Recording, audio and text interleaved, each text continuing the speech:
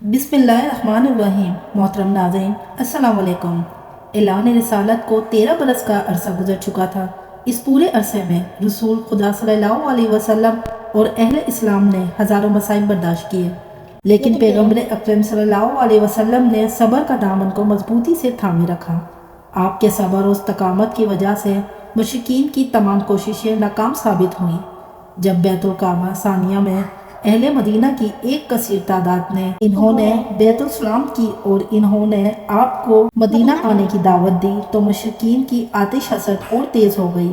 وہ دوران ندوہ میں جمع ہوئے۔ اس اجتماع میں شیطان لین بھی شیخ نجدی کے روپ میں شریک ہوا۔ مشرکین کے سرکردہ اشخاص نے کہا کہ محمد کی دعوت کو مدینہ میں پذیرائی حاصل ہو چکی ہے، اور اگر وہ مدینہ چلے گئے تو لوگوں کی ایک بڑی تعداد ان کے گرد جمع ہو جائے گی، جس کے نتیجے میں وہ طاقتور ہو جائیں گے، پھر ان سے مقابلہ کرنا دشوار ہو جائے گا۔ لہٰذا اس سے قبل کہ محمد وہاں چلے جائیں ان کا کوئی تدارک کیا جائے۔ ابو جہل نے کہا، گرو قریش پورے عرب میں ہم سے زیادہ محترم کوئی نہیں تھا، ہم خدا کا خاندان ہیں، عرب سال میں 2 مرتبہ ہمارے پاس آتے ہیں اور ہمارا احترام کرتے ہیں، ہم لوگ اللہ کے حرم میں رہائش پذیر ہیں، کوئی بھی ہمارے خلاف آواز نہیں اٹھا سکتا، ہم پوری عظمت و شوکت سے اب تک رہ رہے ہیں۔ جب محمد بن عبداللہ جوان ہوا تو ہم نے ان کی صداقت و دیانت کی وجہ سے ان کا نام امین رکھا، لیکن اس نے ہمیں اس کا یہ صلہ دیا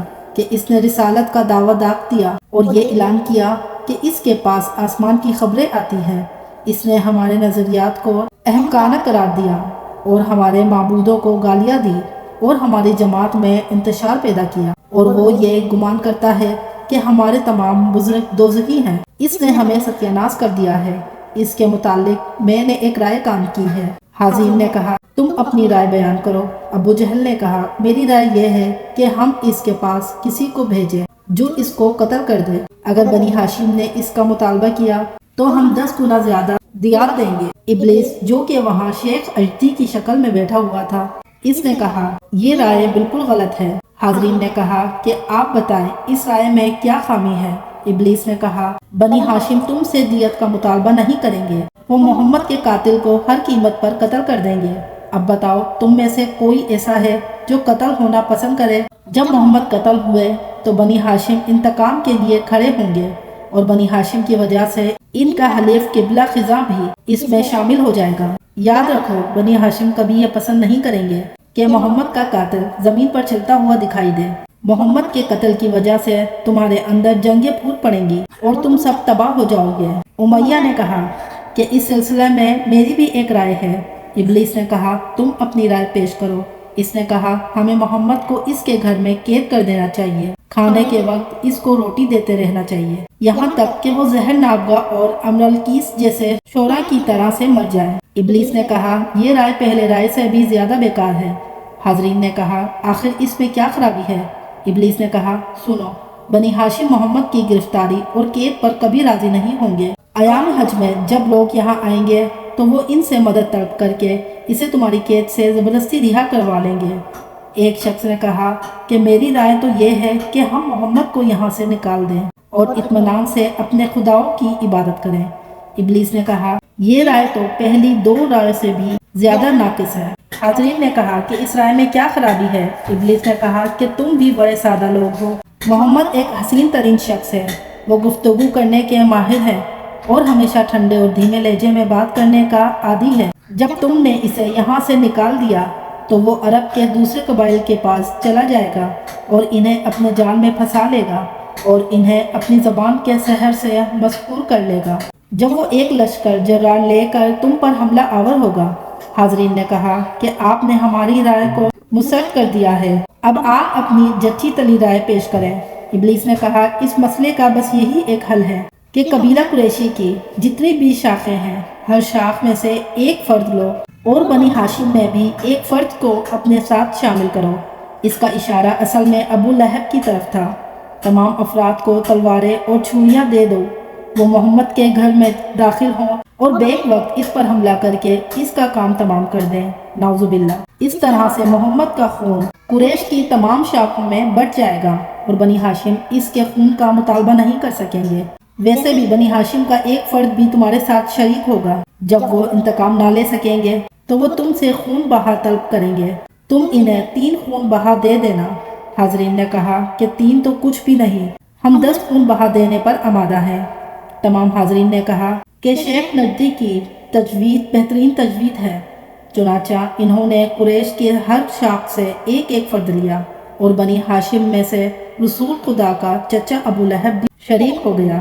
اللہ تعالیٰ نے جبرائیل علیہ السلام کو آپ صلی اللہ علیہ وسلم کے پاس روانہ کیا اور انہیں بتایا کہ قریش نے دارالندوہ میں بیٹھ کر آپ کے خلاف منصوبے بنائے ہیں۔ اس بات کا ذکر سورہ انفال کی آیت نمبر 30 میں یوں ملتا ہے: جب کافر آپ کے متعلق منصوبے بنا رہے تھے کہ آپ کو گرفتار کر لیں یا قتل کر دیں یا جلا وطن کر دیں، وہ منصوبے بنا رہے تھے اور اللہ بھی تدبیر کر رہا تھا، اور اللہ بہترین تدبیر کرنے والا ہے۔ شام ہوئی تو قریش کے خونخوار درندے جمع ہوئے۔ ابو لہب نے ان سے کہا، میں تمہیں رات کے وقت محمد کے گھر میں داخل ہونے کی اجازت نہیں دے سکتا، کیونکہ گھر میں عورتیں اور بچے ہیں اور اس سے انہیں بھی نقصان پہنچ سکتا ہے۔ آج رات ہم اس کے گھر کا محاصرہ کریں گے، صبح کے وقت اندر داخل ہوں گے۔ چنانچہ آن حضرت صلی اللہ علیہ وسلم کے بہترین دشمن آپ کے گھر کے محاصرہ کر کے بیٹھ گئے۔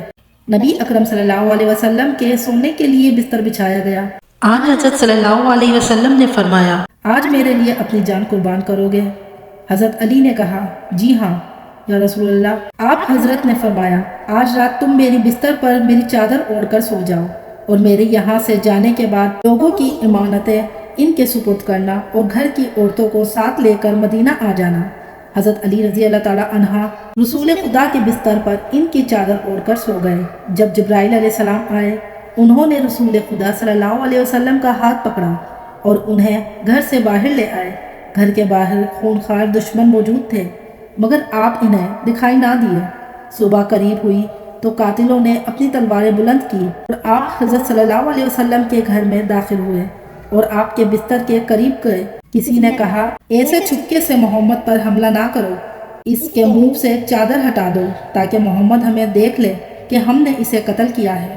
جب چہرے سے چادر ہٹائی گئی تو وہ یہ دیکھ کر حیران رہ گئے کہ بستر پر حضرت علی سو رہے تھے۔ آپ نے آنکھیں کھولی اور انہیں دیکھ کر گرجدار آواز سے کہا، یہاں کیا کرنے آئے ہو؟ انہوں نے کہا کہ محمد کہاں ہے؟ حضرت علی رضی اللہ تعالیٰ عنہ نے فرمایا، تم خود ہی کہتے تھے کہ محمد تمہارے شہر سے چلا جائے، اب وہ تمہارا شہر چھوڑ کر چلے گئے ہیں۔ ایک کافر نے کہا، کوئی بات نہیں، اگر محمد ہمارے ہاتھ سے نکل گئے ہیں تو اس کے عوض علی کو قتل کر دینا چاہیے۔ ابو جہل نے کہا، نہیں، یہ ابھی کم سن ہے، ابھی اس کی عقل پختہ نہیں ہوئی۔ حضرت علی نے فرمایا، خاموش ہو جا، اللہ نے مجھے اتنی عقل عطا کی ہے کہ اگر اسے تمام انسانوں پر تقسیم کیا جائے تو دنیا میں ایک بھی پاگل نہ رہے، اور خدا نے مجھے اتنی قوت عطا کی ہے کہ اگر اسے تمام جہانوں پر تقسیم کیا جائے باقی نہ رہے۔ آپ کا یہ فرمان سن کر ابو البختری کو غصہ آیا، اس نے آپ کو شہید کرنے کے لیے تلوار بلند کی۔ حضرت علی نے اس کا ہاتھ پکڑا اور زور سے جھٹکا دیا، اس کی تلوار دور جا کر گری اور وہ خود بے ہوش ہو کر گر پڑا۔ مشرکین نے اسے اٹھایا اور اپنے گھروں کو چل دیے۔ اس مہم سے ناکام ہونے کے بعد قریش نے اعلان کیا کہ جو انہیں نبی کی خبر بتائے گا اسے 100 اونٹ انعام دیے جائیں گے۔ آن حضرت صلی اللہ علیہ وسلم اپنے گھر سے نکلے، راستے میں ابو بکر صدیق رضی اللہ تعالیٰ عنہ سے ملاقات ہوئی تو انہوں نے ان کے ساتھ چلنے کی اجازت طلب کی اور کہا کہ جبکہ آپ بھی مکہ چھوڑ کر جا رہے ہیں تو مجھے بھی مشرکین میں اکیلا نہ چھوڑیں۔ رسول خدا نے ان کی درخواست قبول فرمائی اور دونوں صحابان وہاں سے نکلے اور غار سور میں چھپ گئے۔ اہل عرب میں کچھ افراد سراغ رسانی کے بڑے ماہر سمجھے جاتے تھے، وہ نشانی قدم کو پہچان کر لوگوں کو تلاش کر لیتے تھے۔ اس وقت مکہ میں ابو قرظ اس فن کا ماہر سمجھا جاتا تھا۔ مشرکین نے اسے بہت بڑے انعام کا لالچ دیا اور کہا، ہمیں محمد تلاش کر کے دو۔ وہ مشرکین کی اس جماعت کو لے کر آپ حضرت صلی اللہ علیہ وسلم کے دروازے پر آیا اور اس نے آپ کا وہاں پر لگایا ہوا نشان قدم دیکھا اور کہا، یہ قدم تو اس قدم جیسا ہے جو مقام ابراہیم میں حضرت ابراہیم علیہ السلام کا لگا ہوا ہے۔ پھر اس نے نشان قدم پر چلنا شروع کیا اور مشرکین کو لے کر غار سور کے دہانے تک پہنچ گیا، اور یہاں پہنچ کر اس نے کہا، محمد مصطفیٰ اور ابو بکر یہاں سے آگے نہیں گئے۔ اب یہاں سے یا تو وہ آسمان پر چڑھ گئے ہیں یا زمین میں داخل ہو گئے ہیں۔ حضرت ابو بکر نبی اکرم صلی اللہ علیہ وسلم کے پاس بیٹھے تھے۔ جب انہوں نے یہ باتیں سنی تو تقاضا بشریت سے لرز اٹھے اور انہوں نے کہا، یا رسول اللہ، وہ اب غار میں داخل ہوں گے اور ہمیں گرفتار کر لیں گے، اور فرمایا، گھبراؤ نہیں، اللہ ہمارے ساتھ ہے۔ آن حضرت صلی اللہ علیہ وسلم نے غار کے قریب کھڑے درخت کی طرف اشارہ کیا۔ وہ درخت آگے بڑھا اور اس نے غار کا منہ بند کر دیا۔ مکڑی نے وہاں جالا تنا اور کبوتری نے غار کے دروازے پر انڈے دیے اور انڈے پر بیٹھ گئی۔ مشرکین آگے بڑھے یہاں تک کہ وہ غار سے 20 فٹ کے فاصلے پر آ گئے۔ انہوں نے غار کے دہانے کو دیکھا اور انہوں نے دیکھا کہ کبوتری وہاں اطمینان سے اپنے انڈوں پر بیٹھی ہوئی تھی۔ وہ دیکھ کر وہ واپس لوٹ گئے۔ نبی اکرم صلی اللہ علیہ وسلم نے 3 دن تک غار میں قیام کیا، پھر آپ وہاں سے مدینہ کی طرف روانہ ہوئے۔ اس دوران سراقہ بن مالک بن جسم کو معلوم ہوا کہ قریش مکہ نے نبی کو تلاش کرنے والے کے لیے 100 اونٹوں کا اعلان کیا ہے، تو وہ قسمت آزمائی کے لیے گھوڑے پر سوار ہوا اور آن حضرت صلی اللہ علیہ وسلم کی تلاش شروع کر دی۔ کچھ دیر سفر کرنے کے بعد اس کی نظر حضور خدا پر پڑی۔ نبی اکرم صلی اللہ علیہ وسلم نے اسے دیکھا تو آپ نے دعا مانگی کہ خدایا مجھے سراقہ کے شر سے محفوظ فرما۔ آپ کی دعا ختم ہوئی تو اس کے گھوڑے کے قدم زمین میں دھنس گئے۔ اس نے گھوڑے کو نکالنے کی بڑی کوشش کی لیکن اس کا گھوڑا نہ نکل سکا۔ وہ دوڑتا ہوا نبی اکرم کے پاس آیا اور اس نے کہا، محمد صلی اللہ علیہ وسلم، مجھے پتہ چل گیا ہے کہ میرے گھوڑے کے قدم آپ کی وجہ سے دھنسے ہیں۔ آپ اللہ سے دعا مانگے کہ میرے گھوڑے کو آزاد کر دے۔ اچھائی نہ بھی کی تو آپ سے برائی بھی ہرگز نہیں کروں گا۔ رسول خدا نے دعا مانگی، اس کا گھوڑا زمین سے نکل آیا۔ اس کے بعد اس نے پھر آن حضرت کو پکڑنے کے لیے گھوڑا آگے بڑھایا تو اس کا گھوڑا دوبارہ زمین میں دھنس گیا۔ الغرض 3 بار اس نے یہ ارادہ کیا اور 3 بار اس کا گھوڑا دھنستا رہا۔ جب تیسری بار اس کا گھوڑا آزاد ہوا تو اس نے کہا، محمد، یہ میرے اونٹ اور اونٹنیاں آپ کے سامنے چل رہی ہیں اور ان میں میرا غلام موجود ہے۔ دودھ یا سفر کے لیے اگر کوئی جانور کی ضرورت ہو تو بلا تکلف لے جائیں۔ یہ میری ترکش کا ایک تیر ہے، اسے میں نشانی کے طور پر آپ کی خدمت میں پیش کرتا ہوں۔ میں واپس جا رہا ہوں اور میں دوسرے تلاش کرنے والوں کو بھی آپ سے دور کر دوں گا۔ رسول خدا نے فرمایا، ہمیں تمہاری کسی جانور کی ضرورت نہیں ہے۔ آپ وہاں سے روانہ ہوئے۔ راستے میں ایک شخص ملا۔ آپ نے اس سے اس کا نام پوچھا تو اس نے اپنا نام بوریدہ بتایا۔ آن حضرت صلی اللہ علیہ وسلم نے نیک شگن لیتے ہوئے کہا، ہمارا معاملہ ٹھنڈا پڑ گیا۔ پھر آپ نے پوچھا، کیا تیرا تعلق کسی قبیلہ سے ہے؟ اس نے کہا کہ میرا تعلق بنی اسلام سے ہے۔ انہوں نے فرمایا، سلمونہ ہمیں سلامتی نصیب ہو۔ آپ نے کچھ دیر اس شخص سے باتیں کی اور اسے اسلام کی دعوت دی۔ آپ کی زبان میں اتنی تاثیر تھی کہ اس شخص نے فوراً اسلام قبول کر لیا۔ بعد میں اس کی قوم کے 70 افراد نے اسلام قبول کیا اور رضا نے کہا، یا رسول اللہ، اس طرح سے آپ کو مدینہ جانا زیب نہیں دیتا۔ آپ مجھے اجازت دیں کہ میں آپ کا علمدار بن کر آپ کے ساتھ چلوں۔ نبی اکرم صلی اللہ علیہ وسلم نے فرمایا، جو تمہارا جی چاہے وہ ہی کرو۔ بوریدہ نے اپنا امامہ اتارا اور اسے ایک لکڑی پر باندھ کر اسے پرچم کی شکل دی اور وہ آپ کے آگے پرچم لے کر چلنے لگا۔ چند دن کے سفر کے بعد نبی اکرم اور آپ کے ساتھی ایک خیمہ میں پہنچے جس میں معبد نامی عورت بیٹھی تھی۔ آپ نے اس سے فرمایا، ہم پیاسے ہیں، کیا تم ہمیں پینے کے لیے کچھ دے سکتی ہو؟ عورت نے کہا، میرا شہر بکریاں چرانے گیا ہوا ہے، گھر میں ایک بیمار بھیڑ موجود ہے جو کہ دودھ نہیں دیتی۔ آن حضرت نے فرمایا، کیا تو ہمیں اس کے دھونے کی اجازت دیتی ہے؟ معبود نے کہا، میری طرف سے کوئی انکار نہیں ہے، لیکن ہماری بھیڑ بیمار ہے، وہ دودھ نہیں دیتی۔ رسول خدا آگے بڑھے۔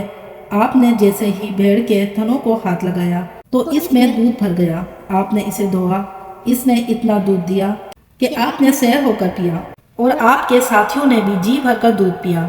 علاوہ دودھ کی ایک بڑی مقدار بچ بھی گئی۔ اس واقعے کے بعد 18 برس تک وہ بھیڑ زندہ رہی اور ہر وقت اس کے تھن دودھ سے بھرے رہتے تھے۔ پھر آپ نے وضو کرنے کا ارادہ کیا۔ آپ کوزے میں پانی لے کر کچھ فاصلے پر گئے اور آپ نے وہاں ایک خشک جھاڑی کے پاس بیٹھ کر وضو کیا۔ نبی اکرم کے وضو کا پانی جیسے ہی اس کے جڑوں سے مس ہوا تو وہ خشک جھاڑی تر و تازہ ہو گئی اور پھل دینے لگی۔ جو بھی بیمار اس کا پھل کھاتا تھا وہ صحت یاب ہو جاتا تھا، جو بھوکا اس کو کھاتا وہ سیر ہو جاتا تھا۔ اور جو پیاسا اس کا پھل کھاتا وہ سیراب ہو جاتا تھا۔ وہ درخت امام حسین علیہ السلام کی شہادت تک پھل دیتا رہا۔ جب آپ شہید ہوئے تو وہ درخت خشک ہو گیا۔ آپ نے امامت کے خیمہ کے پاس کچھ وقت بسر کیا، پھر آپ وہاں سے آگے روانہ ہوئے۔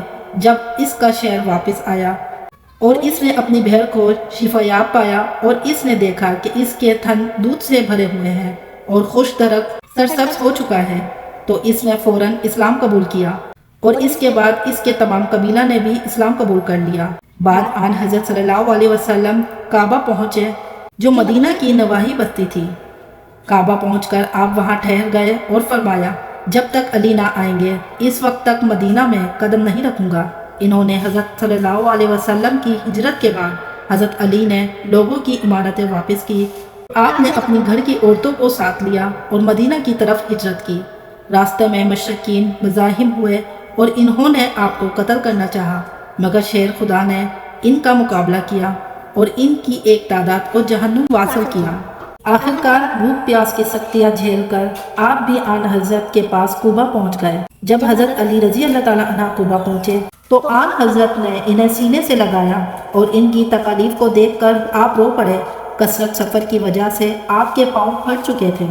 رسول خدا کی دریافت کرنے پر حضرت علی نے بتایا کہ وہ رات کو سفر کرتے تھے اور دن کو چھپے رہتے تھے۔ آن حضرت صلی اللہ علیہ وسلم نے آپ کے قدموں پر لعاب دین ڈالا۔ حضرت علی نے اپنے ہاتھوں سے پاؤں پر ملا۔